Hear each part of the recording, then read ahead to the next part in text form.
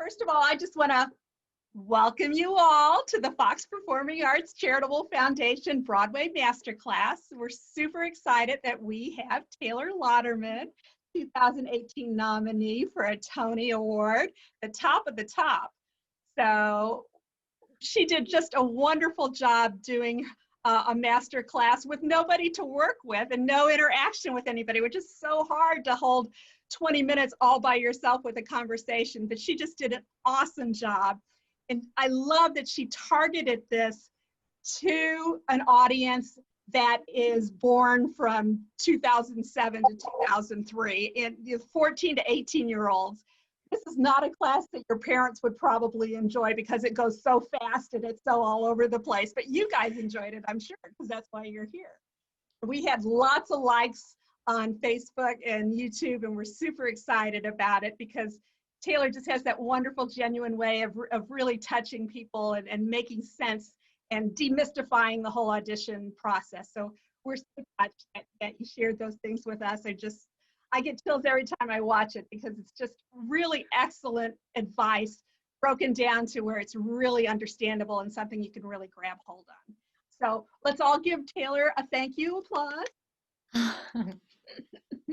Well, thank you. I have, in the past few years, really enjoyed teaching and just talking about musical theater. And my favorite part about performing is really the creative process when we're all in a rehearsal room working together. And I miss that a lot. So I was very excited for the opportunity to talk about it, Judith.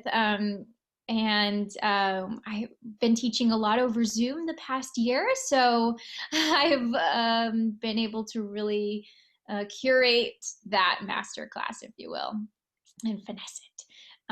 But I really want to be a resource for you all. There's no wrong question. Anything you want to know, I'm very much an open book and not too proud to talk about, the times when I wasn't working, stuff like that. Really, truly want to be here for you and make the most of our time together. All right, with that thought in mind, who's got a question? Who wants to go first? And I'm happy to talk about, there we go. All right, go for it.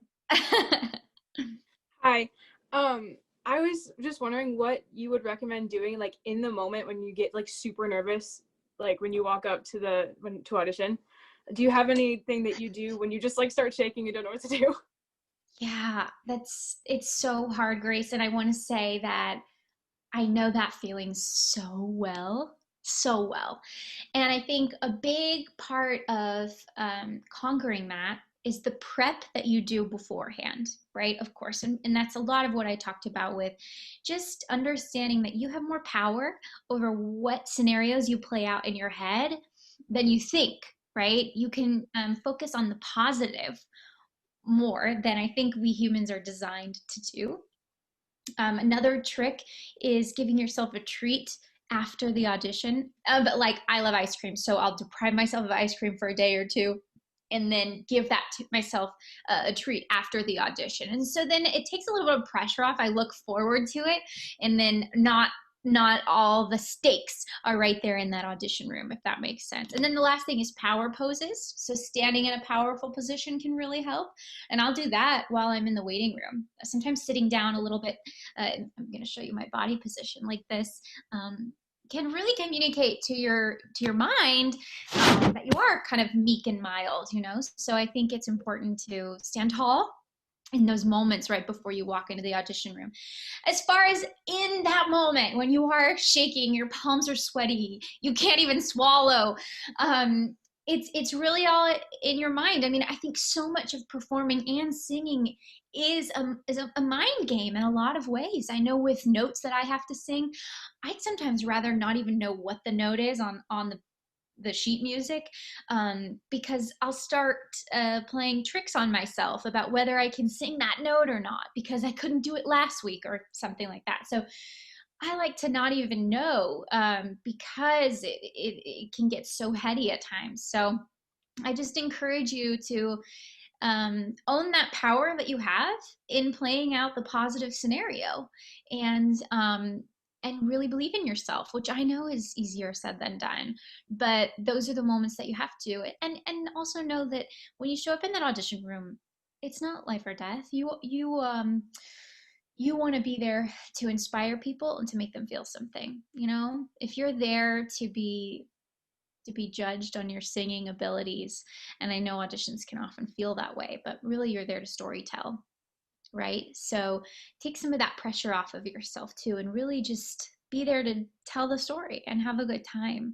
That will always yield a better product for sure. So I can memorize lines, but for some reason, like psychologically, I procrastinate really bad when I'm trying to memorize lyrics or lines. What do you do to not do that? Well, procrastination is tough, and I've done it plenty of times, and usually it does make it harder to memorize. I will say I have to try to start memorizing it the night before, so I have to have a good sleep, or else I won't be able to regurgitate it.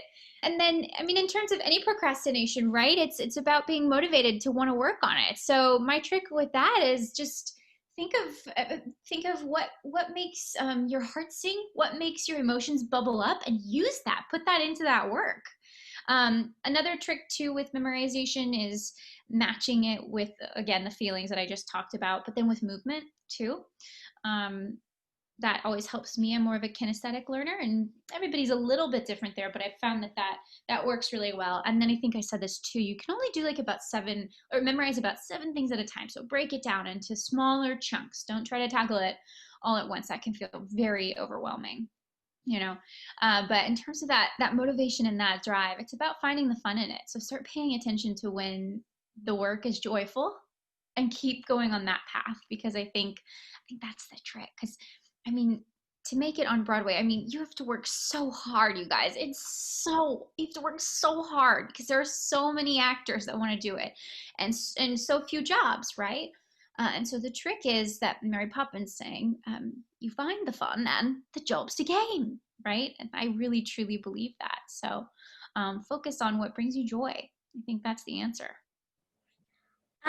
Like regarding before the audition, are there any like routines that you do or specific things that you do before each audition that are helpful with stress or like physical health as well? Yeah, definitely. Well, all the physical health things that you've probably learned so far are definitely important. You need to eat healthy, you need to get some sleep, good night's sleep before, drink a ton of water. That'll be good for your voice, right?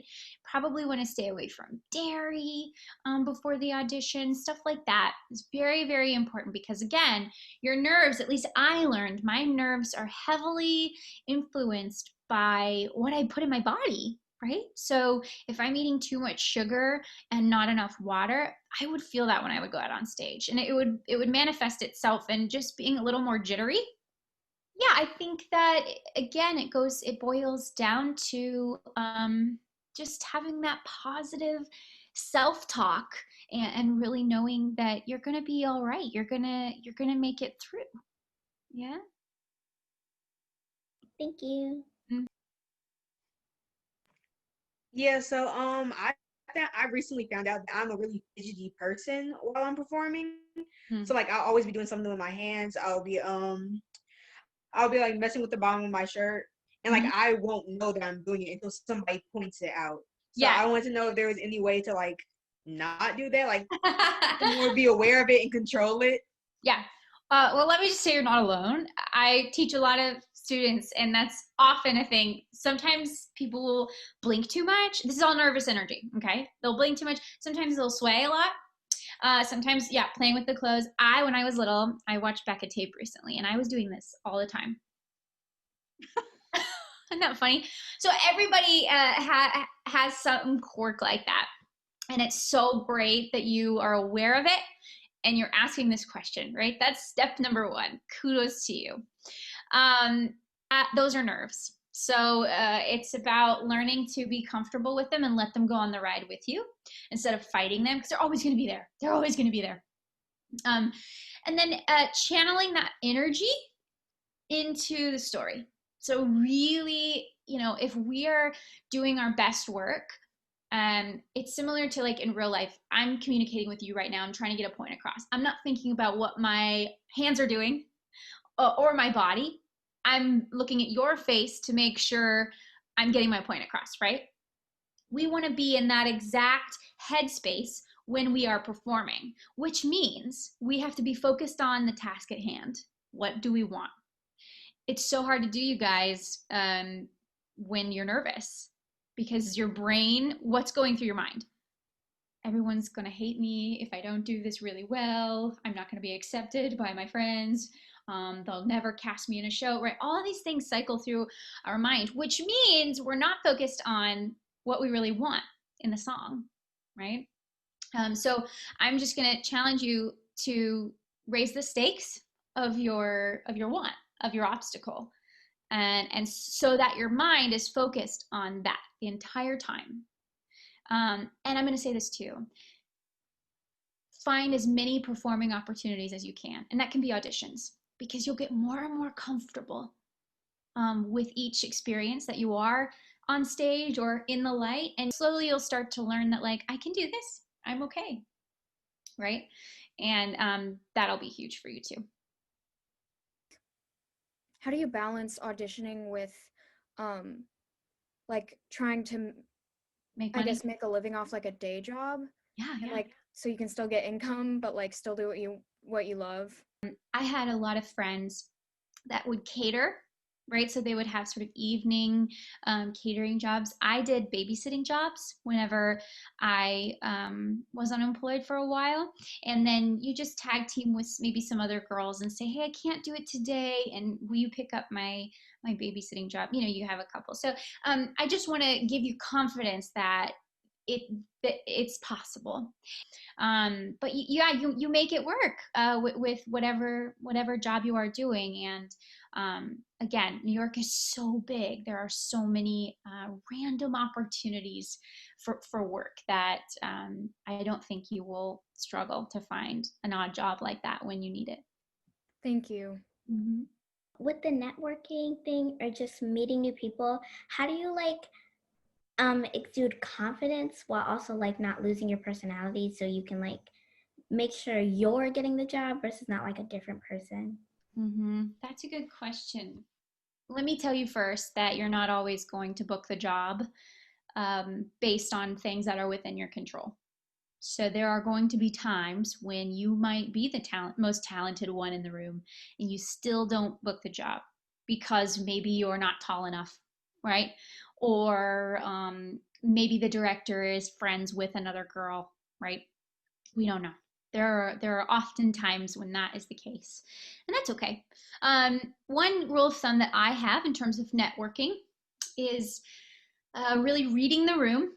And that could be something that you're going to learn as you get older, right? But just if you see the person that you want to talk to is in an intense conversation, probably not a good time to go up to them and start chatting with them, right? And I always like to ask other people questions about themselves, not always talk about myself, right? So asking them questions is always a good thing. And then if I have a compliment for them, I don't hold it back. I've experienced where it feels kind of fake when people deliver a compliment in an effort to get them to like them, and it just doesn't feel genuine. So my rule of thumb is, if you have a compliment, then definitely give it to them, but don't go too far and make something up. I don't think that ever comes across well. So good question, Riley. It really is a balance, and I think as long as you remain kind and respectful and good-hearted, you will never go wrong. Thank you. Mm-hmm. Well, tell us a little bit about Write Out Loud. Yeah, thanks. So when I was performing in Mean Girls, I had been doing it for about a year. And just to sort of explain where my head was at that time, when you're in a show for a long time, it can get kind of monotonous, kind of boring. And so I was feeling like I wasn't fulfilling my creative, I don't know, momentum. And I was really looking for another project to work on. And then I also saw a need for young, new musical theater songwriters to connect with the Broadway community. So like we as actors can show up at an audition, but they can't really do that. They kind of have to know somebody, or I don't know. So I got with one of my friends who's really good with music, and I just said, can we make a contest for new musical theater writers, where we choose a few songs and we give them a recording with a Broadway singer singing the material, and we put those songs on Spotify, Apple Music, iTunes, all that. So we did, and then we also had a concert at 54 Below for a larger number of songs, about like I think 12 or 13. I just had a blast. We had like 500 song submissions, which is more than I ever thought. And it was a lot of my time listening to music for sure, but it's been really rewarding. You can listen to them on YouTube if you go search Right Out Loud. Lovely. So Riley, you have the last question then, because we can't keep her all night, even though we'd love to. Okay, my question is, how do you like visualize a character very distinctly? Like, so you know who your character is, kind of like you know who you are? Yeah. I think there are a lot of different methods to that, Riley, and a lot of people do it in different ways, and even with different characters, I'll attack it in different ways. But I think my main method for me is trial and error. I have to say things out loud. I have to physicalize it. I need rehearsal. I really love rehearsing because that's when I will do the trial and error, and I'll learn. I kind of have started to have my own sort of radar of what feels right and what doesn't seem to be working. And I bet you have that as well. It's that intuition, right? Your instincts kick in. And so that's a big one for me, that trial and error. But I also will look at what motivates people and look at their past. That's why sometimes it's good to create backstory for your characters. Have you heard of that before? Because that can be really, really helpful. So I think really just looking at the big picture and attacking it from all different ways can teach you a lot about the character. And then I think at the end, you want to make sure that you're tapping into what's honest for you, right? So my Regina George is probably very different than anybody else's Regina George, and theirs is very different than it, right? And so on, because we want it to feel authentic. So I have to be the mean girl that I can be and sort of put that on me so that it feels genuine, right? Because that's what we want, is for our audience to feel like they're a fly on the wall, like they're experiencing it with us. Wow, that was lovely. What a good question to end on. Yeah. So thank you so much, Taylor. We really it's my pleasure. Thank you all. Again, I think one of the best things you can do is be curious. And so just showing up today is a huge win for you all. Thank you. Well, break a leg, everybody, in your next audition. You're ready now. Thank you. So thank you. Bye-bye, everybody. Thank you. Thank you. Bye-bye.